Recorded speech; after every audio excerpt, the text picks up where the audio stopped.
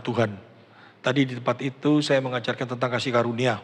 Hari ini kita sama-sama akan belajar satu hal. Dalam kehidupan kita sebagai anak-anak Tuhan, di dalam kehidupan yang nyata ini, apa fungsi daripada kebenaran firman Tuhan dan kegunaan daripada pengenalan akan Tuhan dengan benar, itu berdampak di dalam kehidupan kita itu bagaimana. Ini penting sekali dan banyak sekali orang yang merasa bahwa dalam menjalani kehidupan ini seringkali orang itu mengalami satu kegelisahan. Tadi saya sampaikan di sana, apa yang membuat di dalam kehidupan manusia ini makin hari banyak sekali orang yang sulit tidur. Kita bayangkan pada waktu kita kalau saya masih SD gitu ya, kena ranjang, kena bantal, guling gitu langsung plus hilang tidur gitu. Tapi sekarang makin usia, makin 62 tahun ini, harusnya katanya sudah tidak ada yang dipikirkan. Anak, mantu semua baik-baik, sudah bekerja dengan baik semua. Tetapi kesehatan juga baik. Tapi kenapa? Kok tidur sulit? Satu. Yang kedua, kita ini merasa bahwa kita ini bisa mengendalikan diri kita. Tapi nyatanya seringkali pada waktu tidur, ada hal-hal pikiran yang tidak mau kita pikir, tapi dia keluar terus dalam pikiran kita. Dan itu gak bisa kita cegah. Kita sudah ngomong, enggak, aku tidak mau mikir. Gak bisa, dia keluar terus. Ini sesuatu yang membuat kita makin hari makin sengsara. Betul loh? Maunya sih tidur, maunya tidur enak. Ya, apalagi hujan, aku tidak mau mikir apa-apa. Tiba-tiba keluar pikiran itu. Padahal pikiran itu tidak mau kita pikirkan. Tetapi pikiran itu keluar terus. Bukan cuma rasa khawatir. Hal-hal yang bisa menyenangkan pun bisa menjadi beban di dalam pikiran kita untuk kita bisa tidur, bener ya? Aku tidak mau mikir ini wis, tapi dia keluar terus, gak bisa selesai. Nah ini sesuatu yang membuat kita sengsara, pusing, ya. Tapi hendaknya kita memiliki pikiran yang Kristus pikirkan. Di Filipi pasal 2 ayat yang kelima.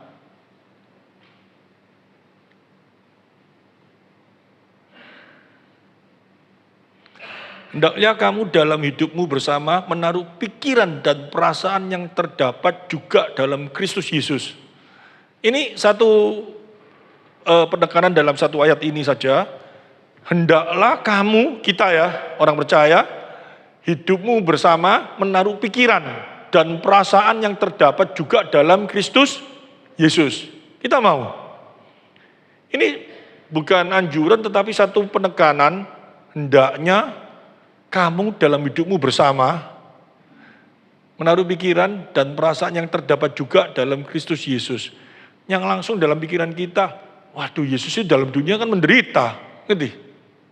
Aku kalau punya pikiran kayak dia nanti aku jadi menderita. Seperti itu tuh. Jadi dunia ini menderita enggak? Menanggung segala beban, menanggung segala masalah, menanggung dosa kita yang paling berat sampai dia mengucurkan keringat seperti darah.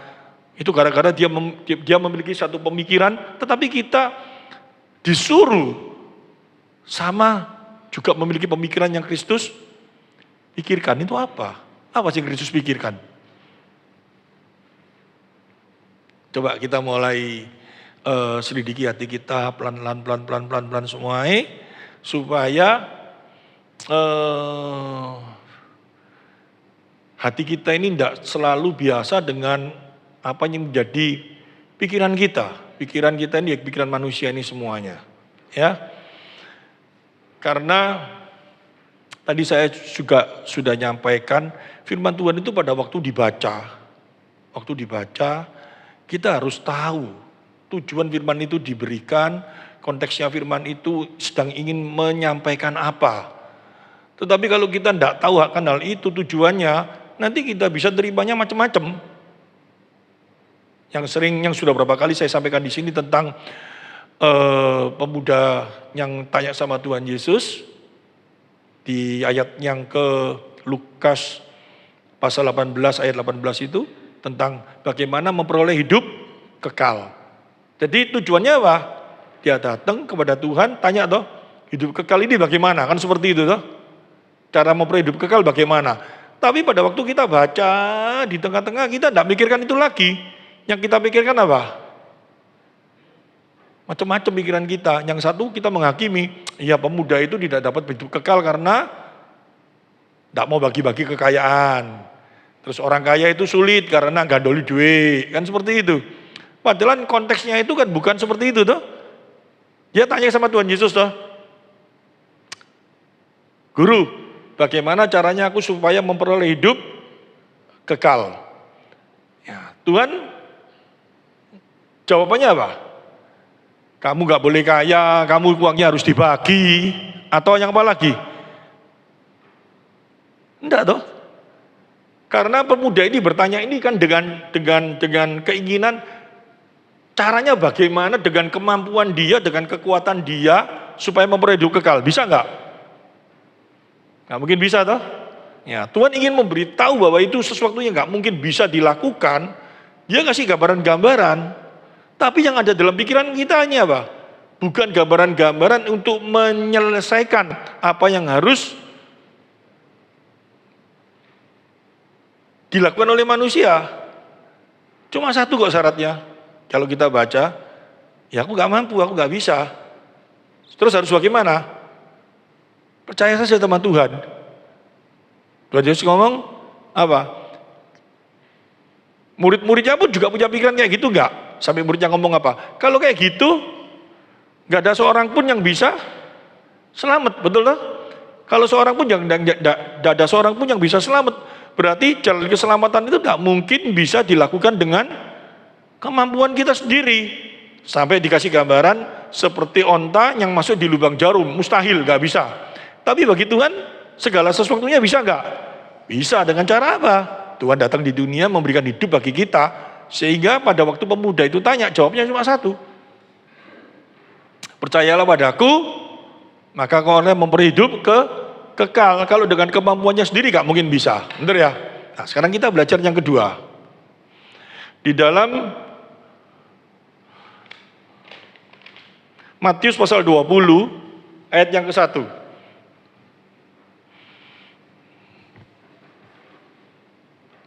Matius pasal 20 ayat yang ke-1.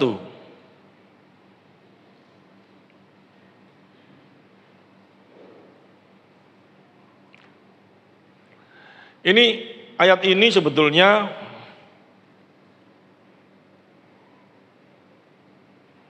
berhubungan dengan yang tadi saya katakan. Karena apa? Tuhan kan ngomong tuh sama pemuda itu tuh, ayo jual semua, kasihkan orang, kamu memperoleh hidup kekal. Ya, yang namanya Petrus ini mokong gitu loh, gitu maksudnya ya. Dia ngomong di dalam ayat yang ke-19, ayat yang ke-27. Petrus ngomong kayak apa?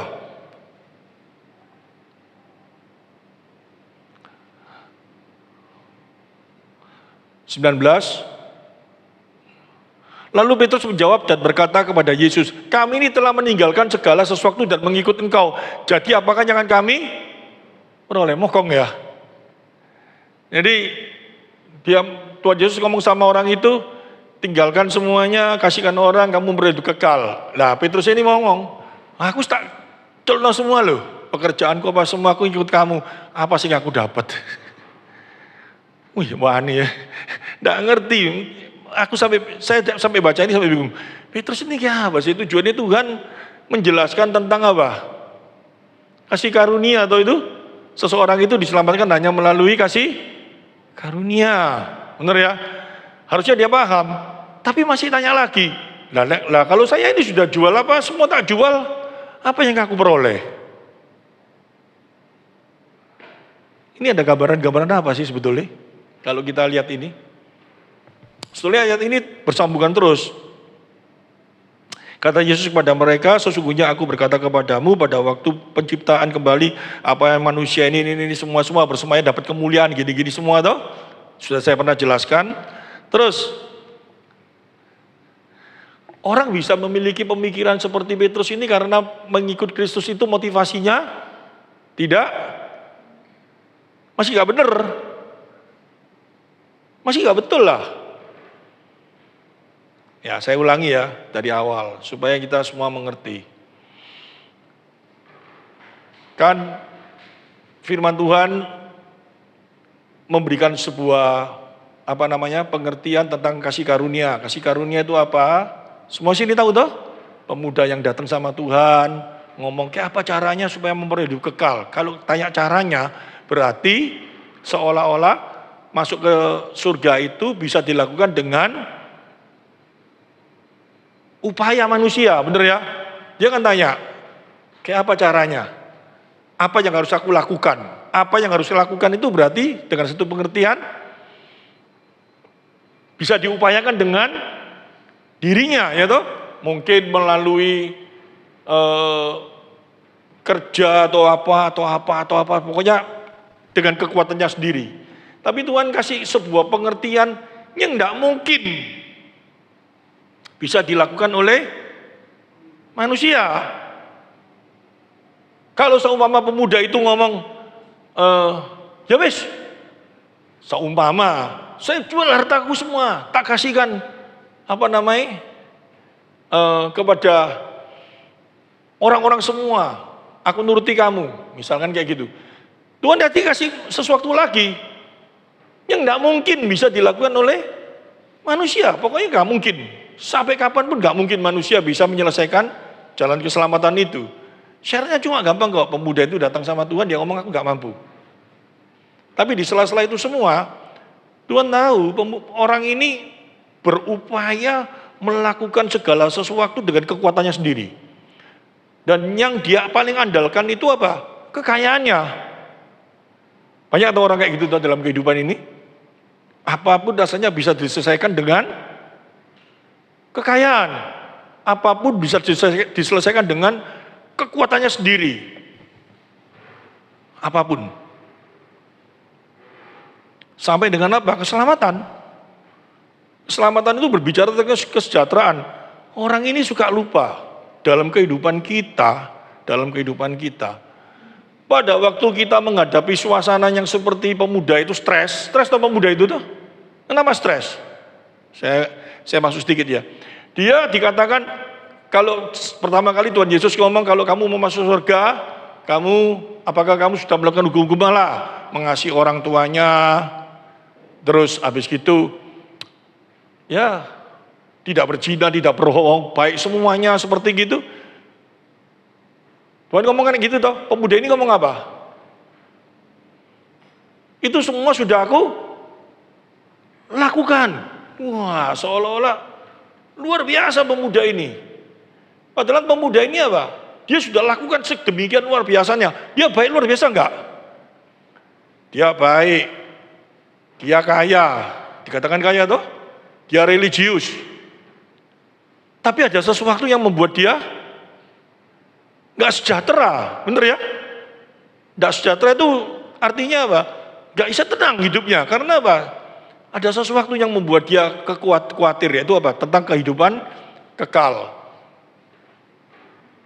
Tapi dalam kehidupan kita, mungkin kita saat ini bukan masalah kehidupan kekal, masalah yang lain-lainnya lah.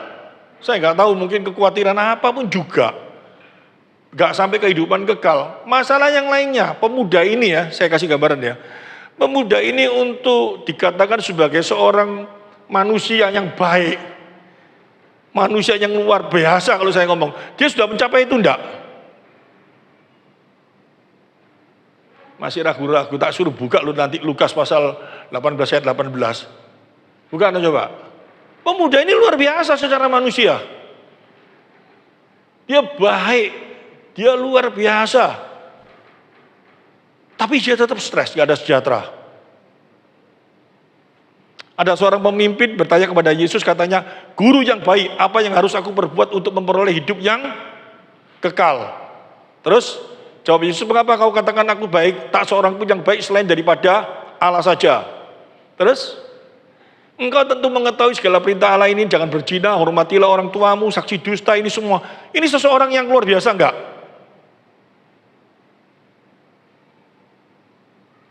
Baik luar biasa enggak?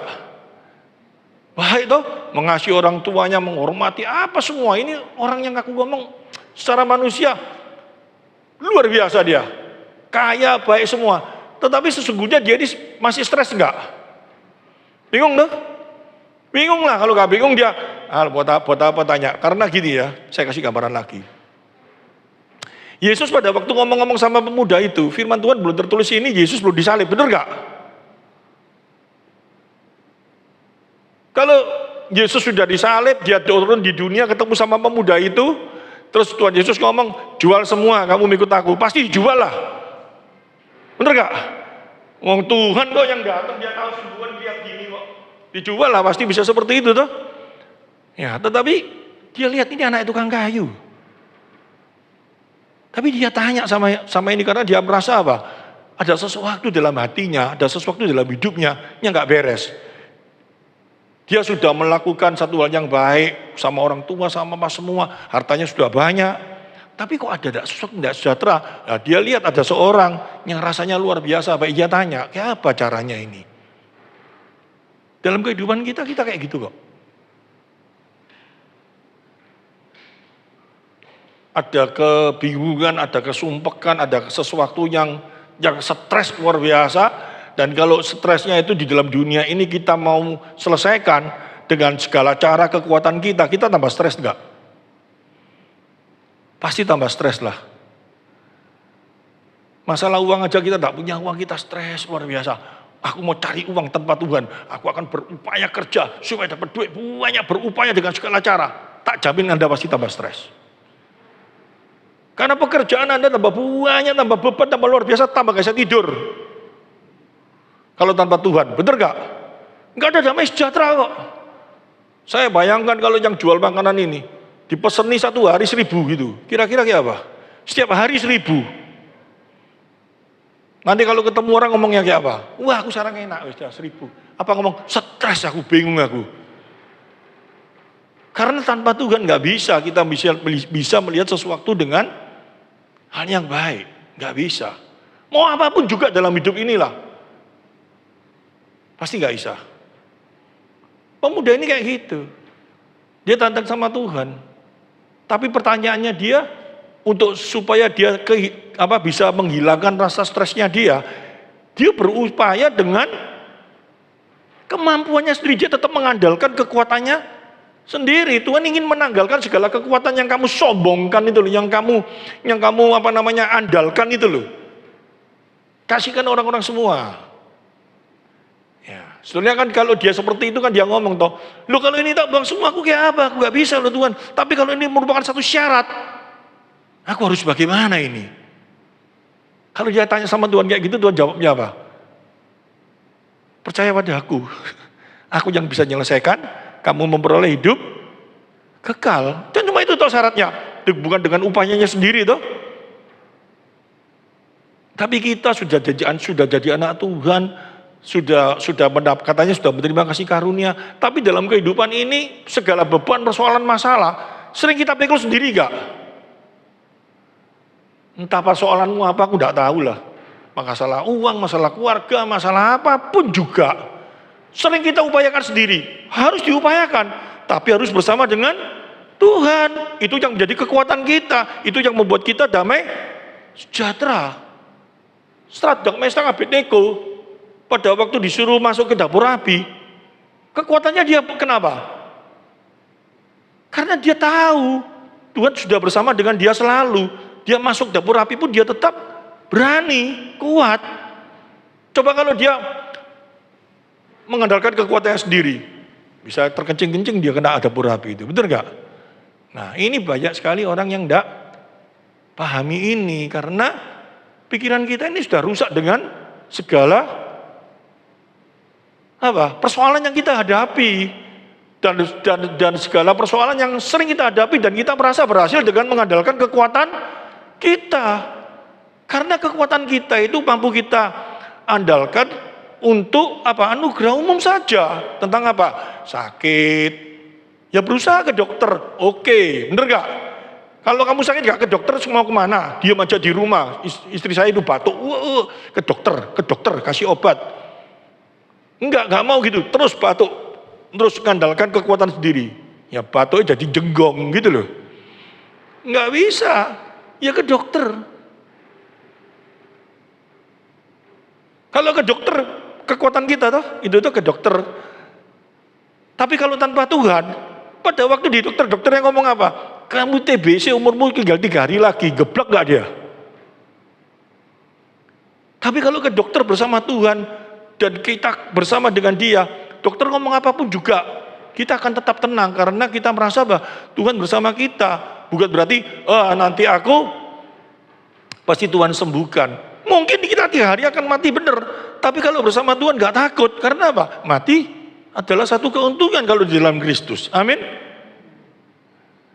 Yang amin satu orang toh. Nah, kita bisa kayak gitu kayak apa? Kalau hidup kita terus bergantung sama Tuhan. Karena hidup kita ini sudah selalu mengandalkan pikiran kita, apalagi di lingkungan hidup kita. Yang diandalkan itu apa? Tidak pernah Tuhan, ngerti? Waduh, saya dulu, ya saya pasti ngomong saya dulu karena saya lebih tua dari Anda. Tapi sama Pak Darsono ya tua Pak Darsono, bener ya? Tapi kalau Pak Darsono ngomong sama saya, dulu saya, kan kayak gitu. Ngomong duluan Anda hidup, bener gak? Iya, kalau yang sama muda-muda saya ngomong saya dulu. Anda ngandalkan hari ini apa? Hebatan Anda. Saya dulu jauh lebih hebat dari Anda, saya merasa kayak gitu, bener gak? Tapi apa yang saya dapat? Tanpa Tuhan, sengsara, pusing. Nggak ada sesuatu yang membuat kita bisa enak. Ya. Gak usah ngomong kasih karunia dulu, bicara tentang kehidupan ini aja. Andalkan Tuhan dulu. Cuma kita sudah rusak otak kita ini. Karena apa? Ya kebiasaan seperti itu. Nah, coba kalau kita lihat. Sekarang, Matius pasal 20, ayat 1 sampai 16. Ya toh, tadi bicara tentang Petrus toh, apa yang aku dapat? Ya, Tuhan ngomong dapat kemuliaan. Bener gak? Itu bisa rusak melayani Tuhan. Sekarang kita ini semua melayani Tuhan gak? Yang melayani Tuhan itu siapa? Yang di atas mimbar atau seluruh jemaat itu melayani Tuhan harus? Seluruh, sesuai dengan apa? Berita yang mana? Firmannya yang mana? Harus tahu. Kalau enggak, kalau kita coba ngomong seluruh jemaat, yang mana, ayat yang mana? Roma pasal 12 ayat 1. Persembahkan tubuhmu sebagai persembahan yang hidup, yang kudus di hadapan Tuhan, itu adalah ibadahmu yang sejati. Mempersembahkan tubuh yang hidup, yang kudus itu artinya apa? Kita datang di gereja, tubuh kita ditaruh dibakar gitu. Mempersembahkan tubuhmu yang hidup, yang kudus. Segala apa yang kita lakukan dalam kehidupan kini, kita untuk Tuhan, melayani Tuhan.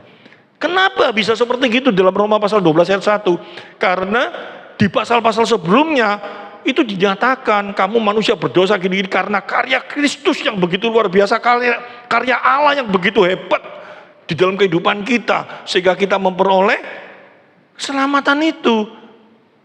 Oleh karena itu, persembahkanlah tubuhmu sebagai persembahan yang hidup, yang kudus di hadapan Allah. Itu adalah ibadahmu yang sejati. Ibadah sejati itu karena apa? Karena kita telah menerima kasih karunia-Nya, yaitu mengenal Dia. Seseorang bisa mengenal Allah itu kasih karunia enggak? Enggak semua orang lo bisa kenal Allah. Bukan karena pinter, bukan karena kamu bodoh, tetapi karena Allah ingin memperkenalkan dirinya kepada kita. Cara Allah memperkenalkan dirinya pada kita itu caranya kayak apa? Caranya kayak apa? Sekarang ini zaman kasih karunia. Caranya bagaimana? Dia memperkenalkan diri melalui firman-Nya yang sudah komplit, sempurna ini di firman kita. Dia kenalkan. Ada orang kenal Tuhan tetapi baca-baca tapi tidak ngerti.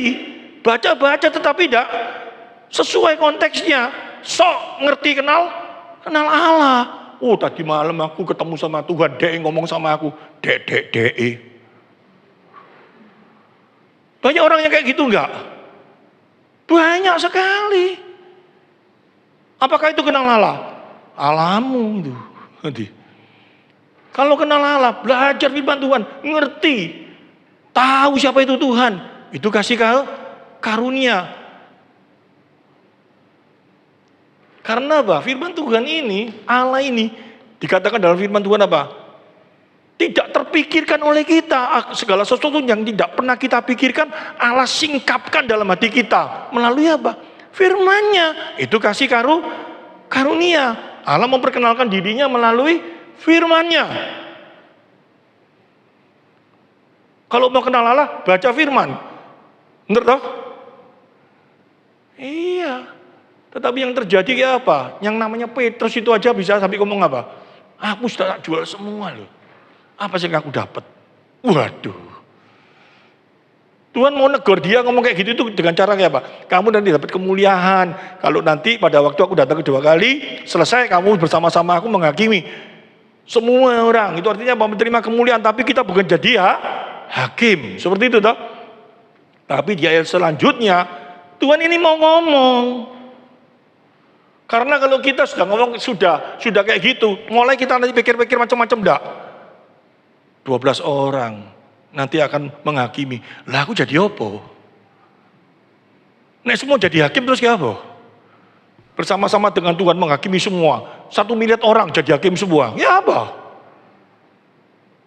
Tapi yang terjadi dalam pikiran kita kayak apa? Wah nanti aku bersama-sama dengan Tuhan duduk memerintah, aku akan menjadi hakim. Enggak. Manusia itu sering kayak gitu, salah kedabra gitu loh kan maksudnya. Padahal yang diselamatkan itu masa 12 orang, miliatan orang tuh, terus semua jadi hakim. Terus siapa maksudnya? Itu perkataan itu coba berbicara apa? Kamu akan menerima satu kemuliaan, gitu, ngerti ya? Tapi Tuhan ingatkan, otakmu itu loh, sekarang itu loh melayani, sampai kayak gini, gitu loh, ini maksudnya ya. Ini dia kasih perumpamaan, gambaran di dalam Matius pasal 20, ayat 1 sampai dengan ayat 16. Ini pusing lagi ini. Orang baca ini pusing nanti di akhir perkataan apa? Yang terdahulu akan menjadi terakhir, yang terakhir akan menjadi orang baca ini nanti ngomong, oh itu Israel yang terdahulu nanti jadi terakhir. Aduh. Hubungannya apa dengan gambaran ini gitu loh. Hubungannya apa dengan gambaran yang di atas? Hubungannya apa? Tuhan ingin menyelesaikan ngomong dengan yang namanya murid-muridnya dan juga dengan kita. Karena otak kita ini, saya sampai gitu, Tuhan terima kasih Tuhan. Saya sampai gitu nangis, kenapa? Kamu kok baik sih nyingkapno ini sama aku? Otakku ini bobrok sekali. Otak kita ini bobrok luar biasa. Sudah menjadi satu apa ya, kebiasaan dalam diri kita. Nah kita coba, tak percaya nanti kan kita bisa ngomong, oh ya otakku ini bobrok ya, ini saya ngomong kayak gitu. Kita baca, adapun hal kerajaan sorga sama seperti seorang tuan rumah yang pagi-pagi benar keluar mencari pekerja-pekerja untuk kebun anggurnya. Terus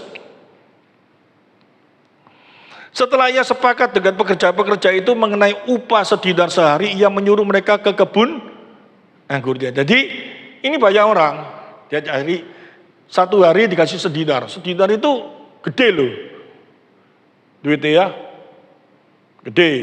Pokoknya cukup bayaran sekarang lah, mungkin ya 100.000 lah, seperti gitu aja lah, nggak usah ngel-ngel ya.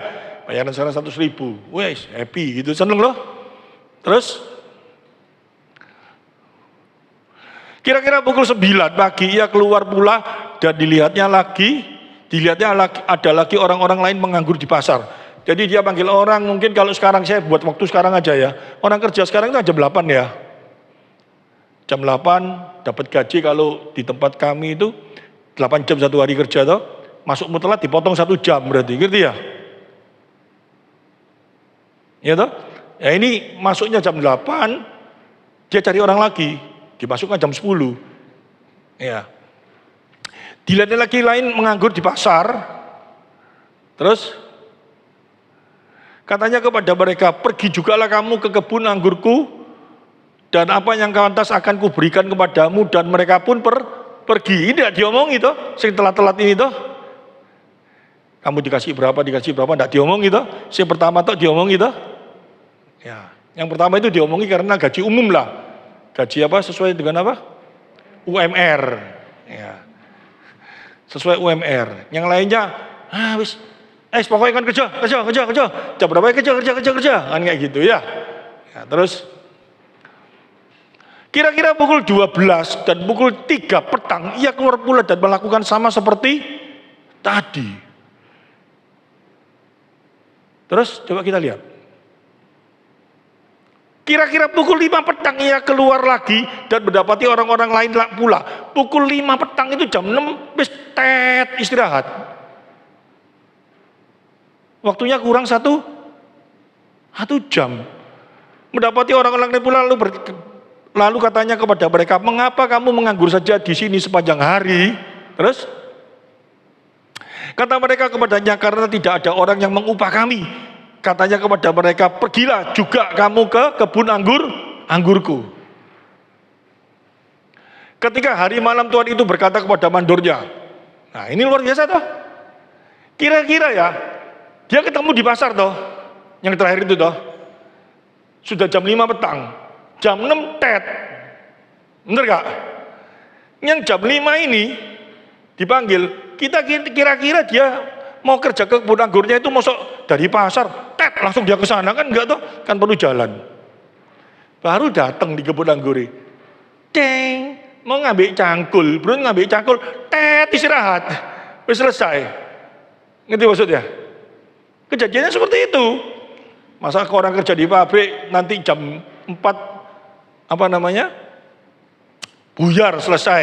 Saya keluar di daerah, kan pabrik di Pandaan. Saya keluar kurang lebih di daerah Sidoarjo gitu, nyari orang. Wes, kamu ke sama saya. Kurang 1 jam tok, sampai sana nanti tak kasih lah bayaran gitu.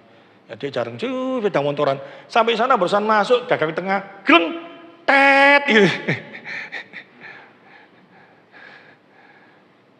Kejadiannya seperti itu. Itu yang terakhir toh. Tapi Tuhan ngomong yang terakhir itu nanti akan jadi terdahulu. Apa maksudnya ini? Kita pasti tidak terima lah. Tidak adil Tuhan itu, kan gitu toh. Kira-kira kalau di pabrik kejadian seperti gitu bisa demo enggak? Tapi ini luar biasa ini. Ini luar biasa. Coba kita lihat ya. Mereka masuk terakhir hingga mereka yang masuk terdahulu. Iya. Ketika hari malam Tuhan itu berkata kepada mandornya, panggillah pekerja-pekerja itu dan bayarlah upah mereka. Mulai dengan mereka yang masuk terakhir hingga mereka yang masuk terdahulu. Kan dibalik toh. Sing barusan mancal, sepedaan datang tengah, mau kerja, dipanggil. Kumpul semua enggak itu orang-orang itu waktu dipanggil? Yang pertama kali datang, yang terakhir kumpul semua toh. Wah bayaran, seneng toh. Wih, iki datang barusan gurung kerja, iki bayaran nih. Piro bayarannya gitu tuh. Nah ini kita lihat. Maka datanglah mereka yang mulai bekerja kira-kira pukul 5. Yang terakhir tuh ini. Dan mereka menerima masing-masing 1 dinar. Waduh, pada waktu dikasih 1 dinar, dikasih cepet jeng. Belum kerja, dikasih UMR. Otomatis hati kita yang kerja dari jam 8 pagi, pikiran dia apa? Wih, iki bos iki apik ya. Sing baus belum kerja dikei bayaran UMR. Aku sing dari pagi pasti aku dapat lebih banyak lah, kan kayak gitu tuh. Secara manusia ini logis gak? Itu bosan adil gak? Adil tuh? Adil itu seperti itu. Nah, coba kita lihat. Terus kemudian datanglah mereka yang masuk terdahulu, sangkanya akan mendapat lebih banyak. Tetapi mereka pun menerima masing-masing 1 dinar juga. Wah, demo. Panggil semua lah, nggak adil. Deal, muah semua. Itu sering terjadi dalam kehidupan kita enggak? Kita merasa jauh lebih baik daripada ini. Tak kasih bocoran dikit tuh. daripada orang-orang sana itu. Lo ngerti maksudnya? Kok aku sudah melakukan hal ini luar biasa, kok aku dapatnya sak gini tok. Walah ini boceng di. Nah adil, bener gak? Muar rasanya, engkel luar biasa gitu. Ya. Tujuan ayat ini mau bicara apa sih? Gitu loh, ini maksud saya. Tapi kita ayat ini sebetulnya ingin menyatakan sesuatu bagi kita, pengertiannya untuk mengubah paradigma yang selama ini berbicara keadilan itu menurut pikiran kita. Kita selalu ngomong kayak gitu. Padahal ayat ini sedang tidak berbicara tentang keadilan. Saya baca terus saja dulu. Janjinya kan nanti sampai ayat ke 16. Ya. Kemudian datangnya mereka yang masuk terdahulu, sangkanya akan mendapat lebih banyak, tetapi mereka pun menerima masing-masing 1 dinar juga. Terus, ketika mereka menerimanya, mereka bersukut-sukut kepada Tuhan itu, gondok gitu loh. Ya, terus katanya mereka yang masuk terakhir ini hanya bekerja 1 jam, dan engkau menyamakan mereka dengan kami yang sehari suntuk bekerja berat dan menanggung panas terik matahari. Tetapi Tuhan itu menjawab seorang dari mereka, saudara, aku tidak berlaku tidak adil terhadap engkau. Bukankah kita telah sepakat sedinar sehari? Sepakat toh. Mau tak kei piro, ya terserah aku. Gini gitu tuh. Pokoknya aku kan sudah mengasih kewajibanku, kamu tak kasih 1 dinar. Mau yang ini mau tak kasih 2 dinar, itu kan urusanku. Kayak gitu ya. Terus hati kita kayak apa? Rasanya tetap berbicara, Tuhan ini adil, Tuhan ini lagi ngajari apa sih, kan kayak gitu tuh. Masa orang disuruh karpe dewe gitu loh. Kalau semua mahal itu saya lakukan di perusahaan, pegawai yang masuk terakhir, gak apa-apa tak kei podo. Terus pegawai sing lain protes, apa protes? Iku urusanku dewe. Ame tak kei piro iku urusanku. Kira-kira dia itu memang ya urusan kita toh, tapi dia mulai besok kerjanya bisa bagus enggak? Mena sing kerja ngomong suara setengah mati dikei sak gini sing baru sak gitu bos apa iki? Kira-kira bisa terjadi kayak gitu enggak? Ini otak kita ini sudah rusak soalnya. Selalu kita ini yang dipikirkan itu kayak gitu, sehingga ayat ini pada waktu diberikan bagi kita sulit kita cerna, sulit kita mau menerima sesuatu hikmah yang betul. Ngerti maksudnya? Apalagi coba kita lihat. Ambillah bagianmu dan pergilah. Aku mau memberikan kepada orang yang masuk terakhir ini sama seperti kepadamu. Kira-kira kita bisa ngomong apa? Bahasa Jepangnya itu kan boceng gitu. Tuhan iki opo? Tuhan Yesus ini ngajari opo kan gitu ya? Kok ngajari sesuatu? Ya kamu mentang-mentang gitu. Ya kan mentang-mentang Tuhan ya sekarang-karangmu dewe gitu ya. Akhirnya kita ngomong kayak gitu enggak? Ngaku lah. Hati kita kan selalu rasanya kan kayak gitu toh. Ya memang dia yang berdaulat. Wis terserah dia. Mau apa ya wis aku gak bisa apa-apa. Jadi kita takluknya sama Tuhan itu karena apa? Karena mengasihi atau karena frustasi? Frustasi selama ini. Ya mau kayak apa lagi wong dia Tuhan nih. Sing nyiptakno aku, sing ngasihi aku. Ya kayak apa lagi? Kayak gitu tuh. Suatu saat bisa demo enggak? Bisa demo. Demonya kayak apa? Mulai duding-duding Tuhan. Kurang apa aku? Aku sudah kayak gini, aku jadi diem. Kamu tetap kayak gini, kurang apa kamu? Seperti istrinya Ayub. Masihkah kamu mau mengasihi Tuhanmu yang kayak gini? Itu manusiawi, bener gak? Rusak, otaknya rusak sudah. Ini satu, ditahan dulu, tak bongkar dulu rahasianya ya. Tak lemparkan sebuah masalah lagi. Ya, tahu namanya Petrus? Tahu toh? Bener toh? Nah, Petrus itu kan ngomong. Suatu saat Tuhan Yesus ngomong apa? Aku ini siapa? Ada sih ngomong Elia, Musa, apa-apa semua gitu. Nah, Petrus ini ngomong, engkau adalah anak Allah yang hidup. Bener ya? Terus Tuhan Yesus ngomong apa? Petrus, Petra, waduh orang-orang batu karang, ini nanti akan berdiri gereja yang teguh, gini-gini loh, bener toh? Nah, kita tahu itu semua, ngerti ya? Nah, pada waktu yang kedua, yang terjadi apa? Tuhan ngomong apa? Anak manusia akan ke Yerusalem, nanti di sana akan disalib, disesah, dihina, diginikan. Salib itu padahal pengertiannya pada waktu dulu itu orang yang bajingan yang luar biasa, orang yang busuk yang apa bisa disalib seperti gitu. Bener gak? Terus Petrus ngomongnya apa? Jangan guru, jangan sampai terjadi seperti itu. Ayo kamu gak boleh seperti itu. Kalau sampai terjadi seperti itu, aku membela kamu yang nomor satu. Itu kalau ilmu kungfu, tahu? Perguruan silat, itu murid yang gini enggak? Kalau saya lihat Kopinggo itu muridnya Punsu nomor satu itu, bener ya? Wah, murid yang berani bela gurunya sampai mau mati berani itu. Tapi Yesus jawabnya kayak apa? Iblis, kamu itu iblis. Guru ini sing waras apa murid sing waras ini?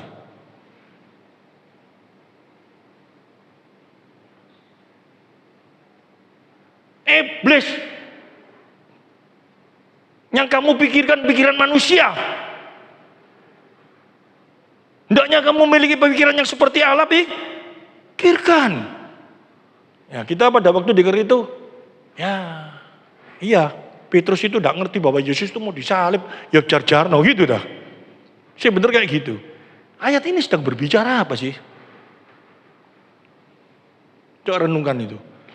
Pada waktu kita dengarkan Petrus ngomong, digitukan kita ngomong, iya memang Petrus itu nemen kok. Masa Tuhan mau menebus untuk kita? Gak boleh ya, marah Tuhan, diomong iblis, itu pikiran iblis. Terus pikiranmu pikiran apa? Pikiran kita kalau kita jadi muridnya Tuhan Yesus, ya toh?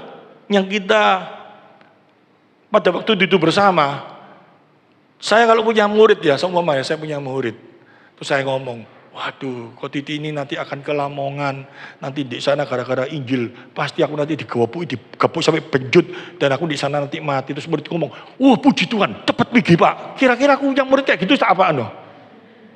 Tak taruh, tak ide biar aku, ngerti maksudnya? Maksud aku ngomong, kamu murid luar biasa kan, gak ngomong kayak gitu tuh aku.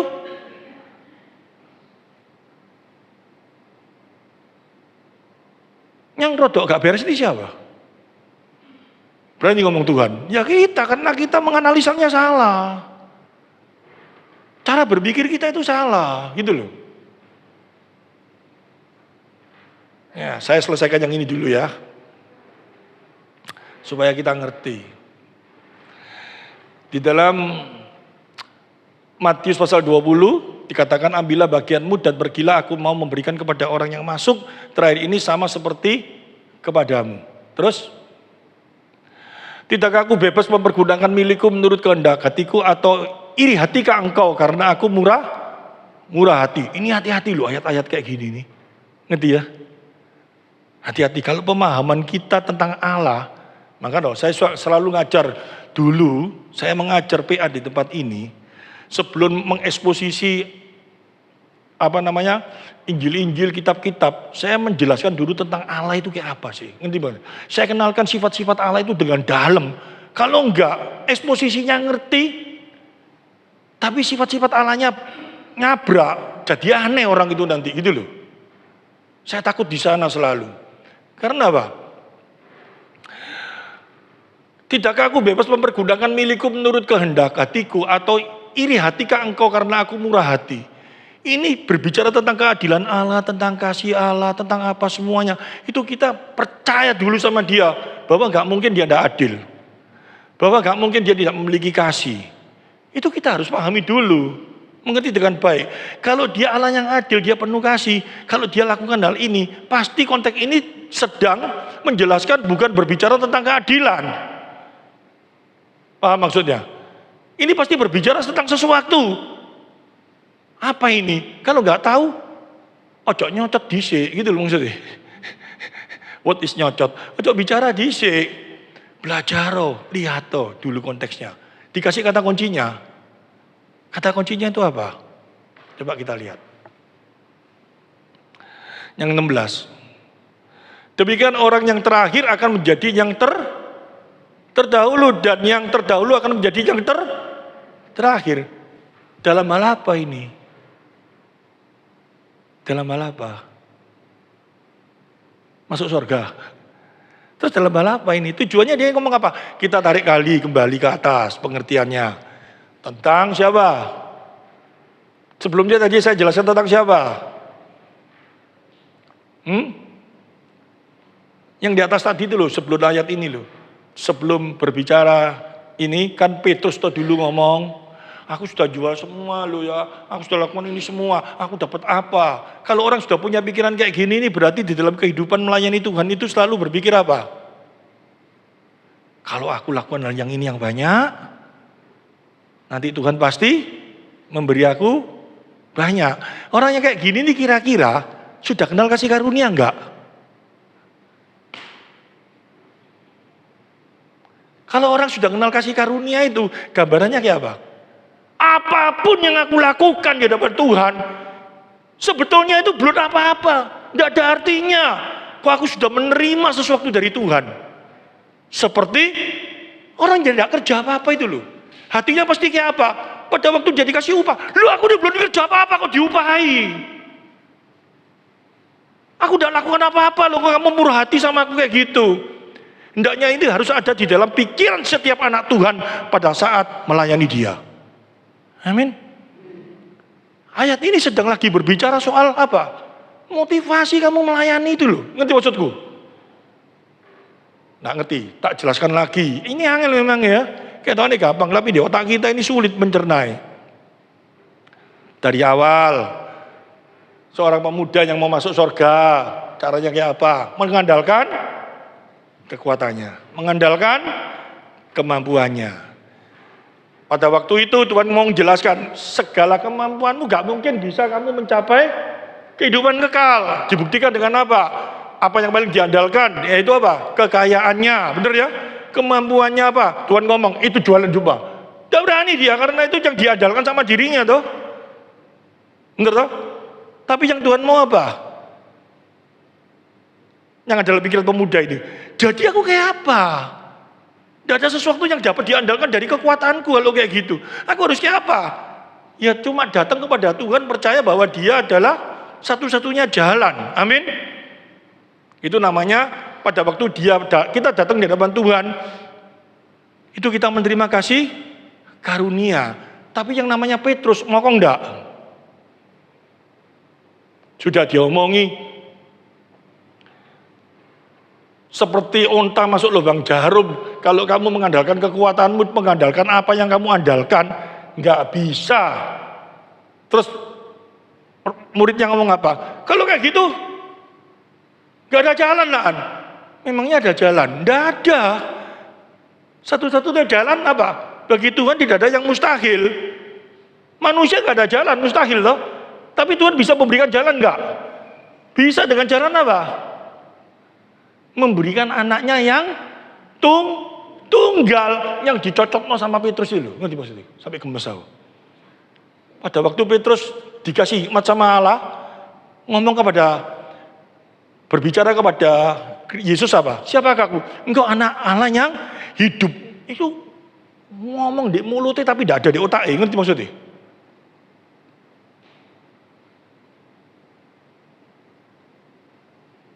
Sekarang saya tanya, nanti tak tanya itu loh ya, anak-anak yang hidup. Setelah ngomong seperti itu, gitu, sama Tuhan, ya, Petrus majukan lagi. Loh aku tak jual semua. Aku dapat apa? Orang ini ngomong enggak. Diajari tentang kasih karunia masih tak paham, gitu, masih berani ngomong apa? Aku sudah jual beli, aku dapat apa? Tuhan masih sabar, masih ngomongi. Ya nanti kamu dapat kemuliaan bersama dengan aku. hidup di surga. Amin ya. Tapi Tuhan masuk kasih gambaran lagi tentang ikut aku itu loh ya. Melayani aku. Aja hitung-hitungan. Itu maksudnya. Karena kamu bisa melayani itu hanya kasih karunia. Ngerti maksudnya? Nah, untuk berbicara hanya kasih karunia itu digambarkan apa? Harus memiliki hati yang seperti yang terakhir itu loh, dipanggil, tidak kerja apa-apa, toh, datang dikasih upah. Rasanya hatinya kayak apa? Aku tidak kerja apa-apa, aku tidak lakukan apa-apa, kamu kok begitu baik memberi aku. Hendaknya itu menjadi hati seorang anak Tuhan. Kalau kamu memiliki hati yang seperti itu, yang terakhir akan menjadi yang terdahulu dalam hal mengenal kasih karunia, dalam hal mengenal siapa itu Tuhan dengan benar.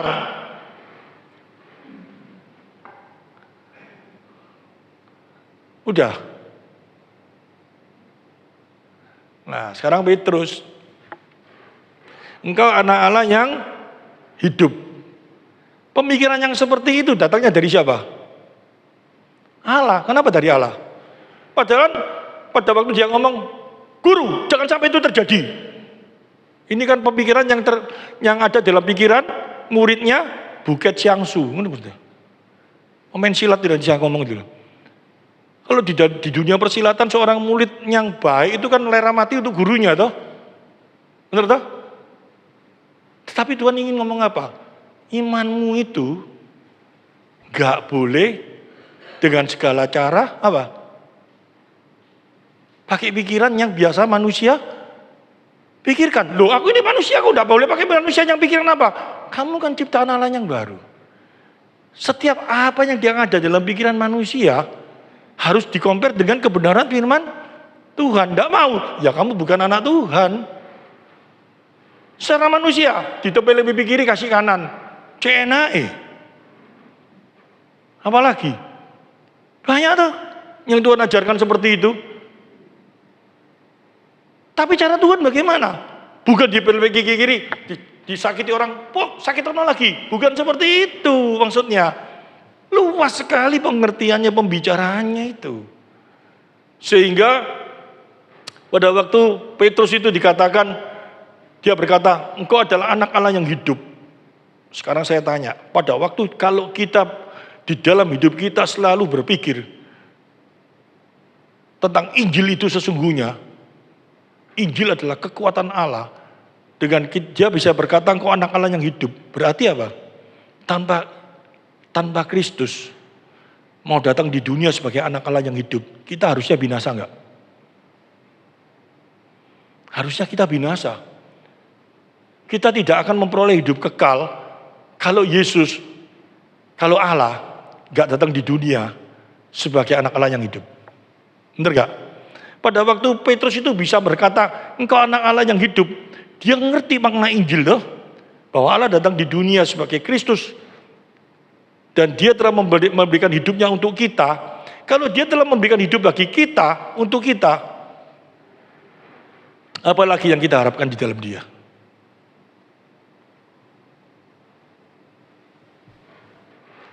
Apalagi yang kita harapkan dalam dia?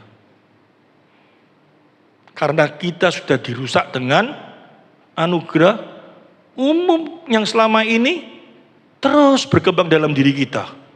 Padahal coba kalau kita renungkan dalam kehidupan kita. Memang hidup ini perlu duit. Memang hidup ini perlu sehat. Memang hidup ini perlu yang diperlukan oleh manusia. Tapi saya coba mau tanya, segala sesuatu itu,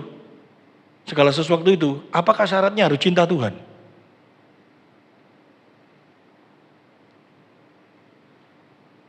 Ya, kalau kita sebagai anak Tuhan selalu berkata, makanya kita jangan ambigu. Kalau kita sebagai anak Tuhan ya, aku dapat ini, oh terima kasih Tuhan. Itu harus. Karena kita merasakan bahwa segala sesuatu dari Dia dan untuk Dia segala kemuliaan. Betul ya? Tapi pertanyaan saya, kalau kita bukan anak Tuhan, orang lain, apakah segala sesuatu yang dia dapat itu, bahkan melebihi orang percaya, Apakah dia karena dia cinta Tuhan? Enggak toh? Sama sekali enggak toh? Jadi yang dikejar dalam kehidupan kita ini saat ini yang harus kita tahu dan harus kita pegang dalam kehidupan ini bukan yang namanya anugerah umum itu dalam kehidupan kita. Tetapi yang harus kita pegang itu anugerah khusus. Tujuannya apa? Tujuannya apa? Kembali kepada yang pertama saya sebutkan itu. Yang saya sebelum khotbah saya jelaskan. Supaya kamu bisa tidur enak. Bisa enak. Setelah saya belajar kayak gitu. Karena apa? Pada saat kita benar-benar mengerti siapa itu Tuhan. Pada saat kita benar-benar menghayati siapa itu Tuhan dengan benar. Dengan segala atributnya.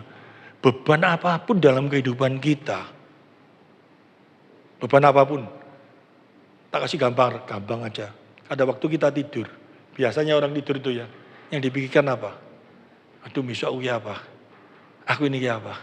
Aku ini, pada waktu dipikir seperti itu, kekhawatiran yang dipikirkan semuanya itu mesti kekhawatiran atau kesenangan-kesenangan yang dipikirkan supaya kesenangan itu tidak hilang dalam hidupnya, tapi ujung-ujungnya tetap hilang enggak? Kekhawatiran itu dipikir terus apakah bisa hilang? Nggak bisa. Tuhan ngomong kamu nggak bisa menambah satu hashtag ya apa mikir sesuatu yang belum terjadi. Pikirkanlah seperti yang Kristus pikirkan. Dia datang di dunia ini dengan satu tujuan apa? Memuliakan Allah, memuliakan Bapa dalam hidupnya. Ngerti maksudnya? Sehingga Rasul Paulus itu juga ngomong kayak gitu tuh. Aku ditawan, segala pikiranku adalah ditawan di dalam Kristus. Artinya apa? Segala sesuatu dia tanamkan di dalam pikiran Kristus. Kalau itu yang terjadi, luar biasa. Tetapi yang terjadi dalam kehidupan kita apa? Kalau pada waktu kita ngomong seperti itu dalam hati kita, enggak bisa. Ini yang paling bahaya. Ini yang membuat kita gak bisa damai. Yang ada cuma stres tok. Mau orang percaya, mau orang cinta Tuhan, pikirannya cuma apa? Stres, sudahlah. Saya ini orang semuanya itu ya, kalau saya pikirkan, saya ini sendiri ya, saya hari ini ya, kayak apa saya hidup sehat, kayak apa saya harus kuat, kayak apa saya harus luar biasa. Saya berusaha pagi bangun, tanya istri saya, bangun, olahraga luar biasa, supaya saya bisa sehat. Salah nggak? Nggak salah. Tapi mengandalkan itu terus, suatu saat kan orang bisa ngantuk toh, bisa capek toh. Pada waktu udah olahraga, waduh, ini kira mulai kumat iki. Waduh, itu keluar semua dalam pikiran saya. Coba kalau saya berpikir, saya lakukan ini untuk Tuhan. Saya lakukan ini dengan Tuhan. Wah, betapa enaknya. Mungkin saya capek. Saya hari ini gak kuat. Saya tapi bersama dengan Tuhan. Tetap ada damai. Tanpa Tuhan, mau mengandalkan diri, tidak bisa. Bentuk apapun juga. Pekerjaan, kesehatan, keluarga, apapun juga. Gak bisa. Tuhan kasih gambaran sudah luar biasa. Kalau kita baca ayat ini, aduh kok cik banyak ya. Tuhan ajarkan, kamu jangan andalkan dirimu sendiri.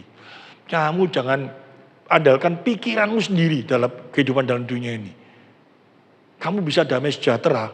Hendaknya kamu memiliki pikiran yang Kristus pikirkan. Apa itu? Kita tidak ngerti. Hari ini kita buka semua tuh. Kita diberitahu tuh, yang Kristus pikirkan itu apa? Dia melakukan segala perintah Bapaknya, supaya melalui dirinya Bapaknya dimuliakan. Kita lakukan ini semua supaya melakukan perintah Kristus, supaya melalui apa yang kita lakukan Kristus dimuliakan. Pasti sejahtera. Buktinya mana? Seluruh murid-muridnya yang benar itu loh, ngerti tuh? Mau Rasul Paulus, mau Rasul Petrus, mau siapapun juga mengalami satu beban masalah banyak enggak? Tapi mereka semua bersuka cita enggak? Itu nyata, gitu loh. Firman Tuhan diamini kalau cuma janji-janji Tuhan. Janji-janji tentang apa? Dapat ini, dapat itu, dapat ini kalau kamu gini. Amini yang seperti itu. Maka itu akan menjadi sesuatu yang indah dalam kehidupan kita. Kalau enggak, sulit. Ikut Kristus, datang di gereja, ya seneng. 1 jam keluar, plong lagi, hilang lagi.